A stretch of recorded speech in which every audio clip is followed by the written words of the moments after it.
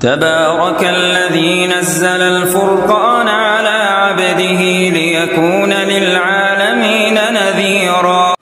تو یہ حضرت حسین رضی اللہ تعالیٰ عنہ 10 محرم الحرام کو ان کو میدان کربلا میں دھوکے سے بلا کر ان کو شہید کر دیا گیا۔ جب ان کے پاس خطوط آئے اور انہوں نے مکہ مکرمہ مدینہ طیبہ کے جو بڑے بڑے صحابہ ہیں عبادلہ ثلاثہ جن کے نام پہ عبداللہ آتا ہے، 3 بڑے بڑے صحابہ، عبداللہ ابن عمر، عبداللہ بن عباس، عبداللہ بن زبیر رضی اللہ تعالیٰ عنہ، ان تینوں صحابہ نے حضرت حسین کو روکا اور کہا کہ آپ نہ جائیں۔ کہا کہ یہ دیکھیں 12,000 یا 18,000 خطوط آئیں اور کہا کہ آپ آئیں، ہم یزید کی حکومت کو نہیں مانتے، آپ کی امامت کو مانیں گے، آپ کے مقتدا کو مانیں گے، آپ کو ہم اپنا پیشوا بنائیں گے، آپ کو ہم اپنا رہبر مانیں گے، آپ آئیں، آپ کا انتظار ہے، فصلیں تیار ہیں، بس آپ کا صرف انتظار ہے، اور یہاں ہر اعتبار سے غدار فرار ہے۔ اس طرح کے الفاظ بنا بنا کے خطوط لکھے۔ صحابہ نے روکا اور کہا کہ آپ نہ جائیں۔ انہوں نے آپ کے والد سے حضرت علی المرتضیٰ سے بھی انہوں نے وفاداری نہیں کی، انہیں بھی شہید ہونا پڑا کوفہ میں۔ انہوں نے آپ کے بھائی حضرت حسن کو نہیں چھوڑا، ان کو بھی زہر دے کر انہوں نے شہید کر دیا۔ نماز کے ٹائم مسلح کھینچ کر گرا دیا۔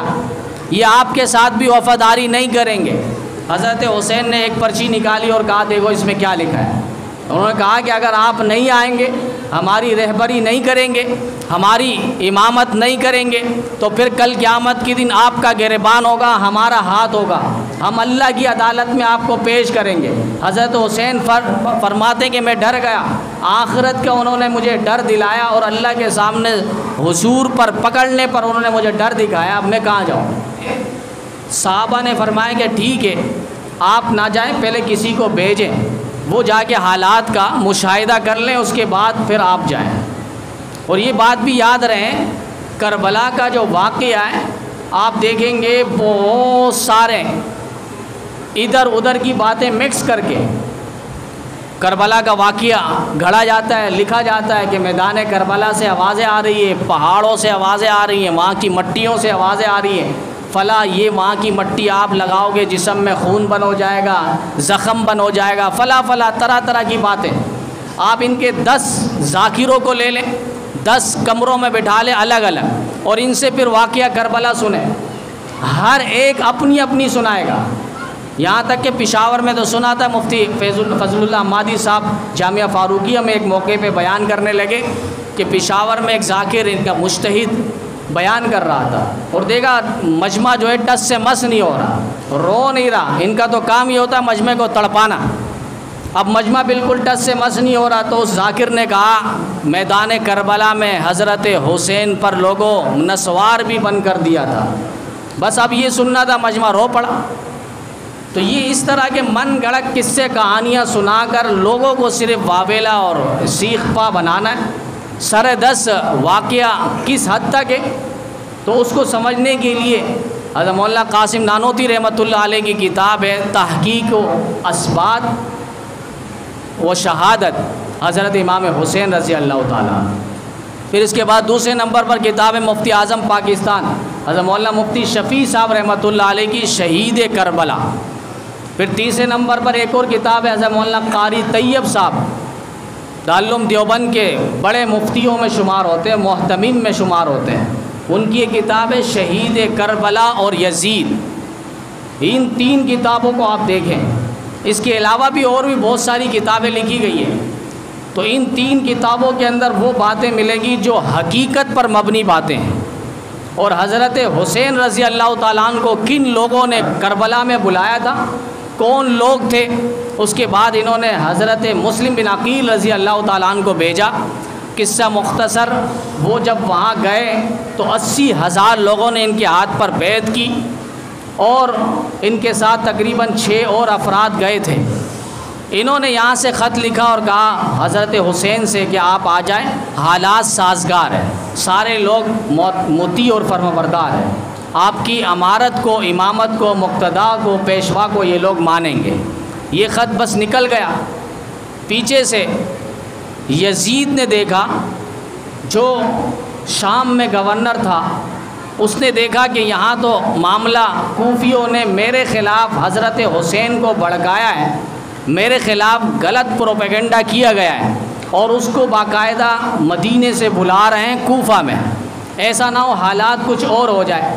تو انہوں نے دیکھا وہاں کے جو گورنر تھے کوفہ کے، نعمان بن بشیر رضی اللہ تعالیٰ عنہ، اور نعمان بن بشیر نے پہلے ہی کہہ دیا تھا حضرت حسین آئیں گے میں کوئی ان کی مخالفت نہیں کروں گا، اپنے لیے جہنم واصل ہو جاؤں میں کیوں نواز رسول کے مقابلے میں آؤں، اور انہوں نے کہا اگر آئیں گے تو میں پیچھے ہٹ جاؤں گا۔ بس یہ بات یزید نے عبداللہ بن زیاد کو وہاں کا گورنر بنایا، وہ وہاں آیا اور آنے کے بعد اس نے حالات کا جائزہ لیا، لینے کے بعد لوگوں نے سمجھا شاید حضرت حسین آ گئے، نعرے بازی کرتے ہوئے ان کے مقام تک پہنچے۔ جب انہوں نے چہرے سے کپڑا ہٹایا تو دیکھا کہ عبداللہ بن زیاد ہے، اور اس نے کہا کہ میں گورنر ہوں، اکیلا آیا تھا، 18,000 خطوط دینے والے، 80,000 مسلم بن عقیل کے ہاتھ پہ بیعت کرنے والے، ایک بھی اس کو ٹھکانے لگانے کے تیار نہیں تھا، اتنے کوفی لوگ ڈر گئے تھے۔ اور عبداللہ بن زیاد نے کہا کہ کوئی بھی میرے خلاف آئے گا تو اس کی خیر نہیں ہے، اب کرے گا کیا؟ کہا یہ مسلم بن عقیل کون ہے، کہاں سے آیا ہے، اس کو گرفتار کرو۔ گرفتاری کے وارنٹ جاری ہوئے۔ مغرب کی نماز مسلم بن عقیل رضی اللہ تعالیٰ عنہ پڑھا رہے تھے اور ہزاروں کی تعداد میں لوگ تھے۔ جب انہوں نے سلام پھیرا پیچھے 3 شخص رہ گئے، باقی سارے رفو چکر ہو گئے۔ الکوفی لا یوفی، امام مالک نے فرمایا کوفیوں میں وفا نہیں ہے، 3 رہ گئے باقی سارے بھاگ گئے، کیوں؟ مسلم بن عقیل کو گرفتار کریں گے۔ بالآخر مسلم بن عقیل کو کسی طرح انہوں نے گرفتار کیا اور ان کے مکان کے چھت پہ لے جا کر ان کو شہید کر دیا گیا۔ اب یہاں سے فرزدق شاعر ہے کہ اس نے یہ خبر فوراً یہ مدینے میں پہنچا، راستے میں حضرت حسین سے ملاقات ہوئی اور فرزدق شاعر نے کہا کہ بھائی آپ کے جو لوگ گئے تھے مسلم بن عقیل کو تو عبداللہ بن زیاد نے شہید کر دیا ہے، اور ان کے ساتھ جو اور تھے ہانی بن عروہ رضی اللہ تعالیٰ عنہ، یہ سارے کے سارے شہید کر دیے گئے، آپ نہ جائیں، حالات بہت نازک ہیں۔ اب جو ان کے بھائی تھے مسلم بن عقیل وغیرہ کے، انہوں نے حضرت حسین کو دیکھا واپس جا رہے ہیں مدینہ کی طرف، کیونکہ عورتوں اور بچوں کو لے کر وہ نکل پڑے تھے۔ اور یہ بات بھی یاد رہے، بعض دشمن پروپیگنڈا کرتا ہے اور کہتا ہے کہ دیکھو صحابہ نے ساتھ نہیں دیا، تو صحابہ نے ساتھ نہیں دیا، صحابہ کو بتلایا نہیں میں جنگ و جدل کرنے کے لیے جا رہا ہوں، قتل و قتال کرنے کے لیے جا رہا ہوں۔ اگر کوئی جنگ پہ جاتا ہے بیوی بچوں کو نہیں لے جاتا، دودھ پیتے شیرخوار بچوں کو نہیں لے جاتا۔ صحابہ جانتے تھے حضرت حسین لڑنے نہیں جا رہے۔ حضرت حسین راستے میں لوگ آ گئے اور کہا کہ آپ نہ جائیں۔ فرزدق شاعر نے کہا، حضرت حسین مشورہ کرنے بیٹھ گئے تو مسلم بن عقیل کے بھائیوں نے کہا کہ نہیں، آپ کے نانا نے بھی کیا تھا صلح حدیبیہ کے مقام پہ، جب حضرت عثمان کی بات آئی تھی شہید کر دیے گئے، آپ کے نانا پیچھے نہیں ہٹے تھے اور انہوں نے موت پر بیعت لی تھی 1400 صحابہ سے، لہٰذا آج ہم بھی جائیں گے ان کے ساتھ لڑیں گے، کچھ بھی ہو جائے بدلہ لیں گے ہم۔ حضرت حسین نے کہا ٹھیک ہے پھر چلتے ہیں۔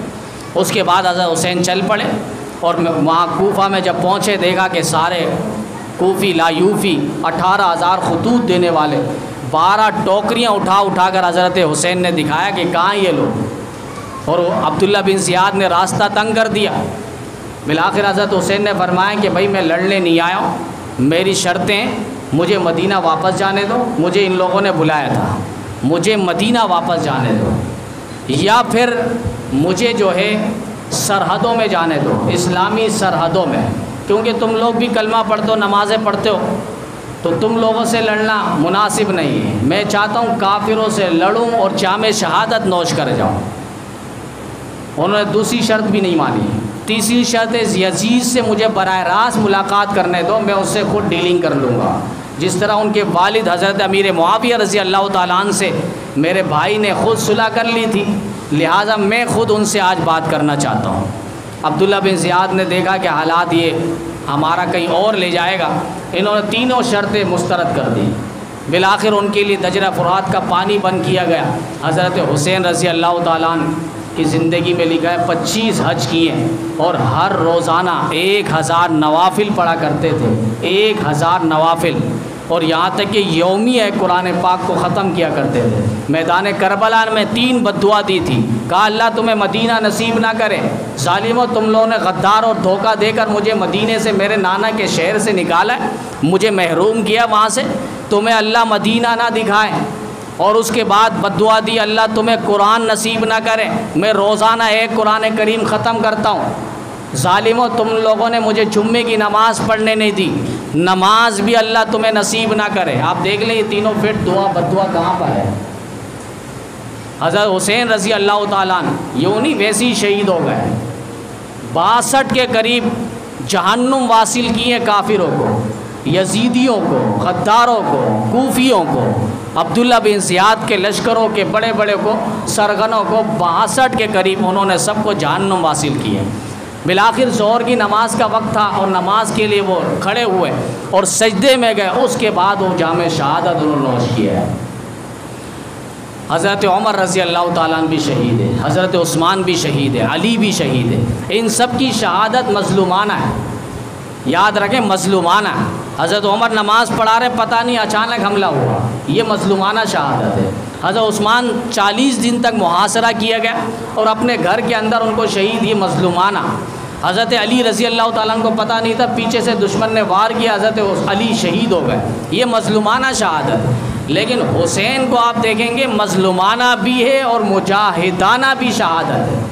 مظلومانہ بے سر و سامانی کے عالم پہ نکلے، مدینہ اپنا نانا کا شہر انہوں نے خیر آباد کیا، بیوی بچوں کو انہوں نے ساتھ لیا، خار بچوں کو اپنے ساتھ لیا، یہ مظلومانہ پیدل سواری پر وہاں کئی مہینوں کا سفر کر کے وہ غیر آباد زمینوں پر پہنچے، یہ مظلومانہ۔ پھر ان کے سارے 72 افراد جس میں سے 22 کے قریب اہل بیت کے لوگ شہید ہوئے، یہ مظلومانہ۔ لیکن مجاہدانہ پھر ان کی جرت اور بہادری عالم نے دیکھا ہے کہ 62 کے قریب انہوں نے خون پہ دشمنوں کو لٹا دیا تھا، یہ مجاہدانہ شہادت ہے، جرت مندانہ شہادت ہے۔ آپ دیکھیں ان نبیوں میں سب سے آخر خاتم الانبیاء، بیٹیوں میں سب سے آخر خاتم البنات، ابا خلفاء میں سب سے آخر خاتم الخلفاء، اور خود شہادت میں سب سے آخر خاتم الشہداء۔ یہ سرداری شہادت کا تاج اور صحرا حضرت حسین رضی اللہ تعالیٰ عنہ کے سر پر آیا۔ آج دشمن وابیلا کرتا ہے، چیختا ہے، چلاتا ہے، ہائے حسین۔ ہم کہتے ہیں ہائے حسین کیوں؟ واہ حسین نہیں، حسین کیا ناکام ہوا؟ کہا کہ دیکھتے نہیں ہو آپ قرآن کریم گرتا ہے تو ہم کہتے ہائے قرآن گر گیا۔ ہم نے کہا قرآن ہائے نہیں، ہائے اس ہاتھ پر ہے جس ہاتھ سے یہ قرآن کریم گرا، ہائے اس جگہ پر ہے جس الماری سے یہ قرآن کریم گرا۔ قرآن تو واہ قرآن واہ ہے، حسین تو واہ حسین واہ ہے۔ حسین کامیاب ہوا، حسین نے جرت مندانہ مظاہرہ کیا، حسین نے اپنے نانا کے دین پر استقلال اور عزم اور ہمت کوہ گرا بنا، حسین نے صبر کا دامن پکڑے رکھا، حسین نے قرآن کی تلاوت کی، حسین نے نماز پڑھی، حسین نے جرت مندانہ مظاہرہ کیا، صبر کا مظاہرہ کیا۔ یہ ہمارا حسین ہے۔ واہ حسین ہم بولتے ہیں، ہائے حسین نہیں بولتے۔ ہائے تو اس کو بولیں گے عبید اللہ بن زیاد کو، ہائے تو ان لوگوں کے لیے جو کوفی جنہوں نے حضرت حسین کو بلایا، ہائے اور لعنت تو ان لوگوں پر، ان یزیدیوں پر، لشکروں پر جن لوگوں نے حضرت حسین کو بلایا، ہائے تو ان غداروں پر جنہوں نے خطوط لکھ کر حضرت حسین کو بلوایا، ہائے تو اشعث بن قیس پر ہے، ہائے تو سلیمان ابن ربیع پر ہے۔ واہ حسین، ہمارا حسین تو واہ حسین ہے، کربلا کا شاہ حسین، واہ حسین واہ حسین، جنت کا شہزادہ حسین، واہ حسین واہ حسین۔ ہمارا نعرہ ازل سے ابد تک یہی ہے، ہمیشہ سے اور ہمیشہ یہی نعرہ لگا رہے گا۔ ہم ہائے نہیں کہتے، حسین ناکام نہیں ہوئے، حسین اپنے مشن پر، اپنے کاز پر، اپنے پروگرام پر، اپنے نانا کے دین پر وہ کامیاب ٹھہرا ہے۔ اور نبی علیہ السلام نے پہلے ہی کہہ دیا میرے یہ شہزادے، جنت کے شہزادے، جنت کے نوجوانوں کے شہزادے حسن و حسین ہیں۔ تو یہ محرم الحرام یہ ہمیں پیغام دیتا ہے کہ باطل کے سامنے جھکنا نہیں ہے۔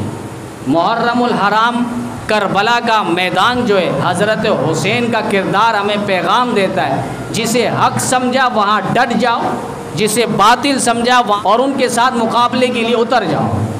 حسین کا کردار میدان کربلا میں یہ پیغام دیتا ہے، حالات جیسے بھی ہو، نماز کا وقت ہو، نماز کو چھوڑنا نہیں ہے۔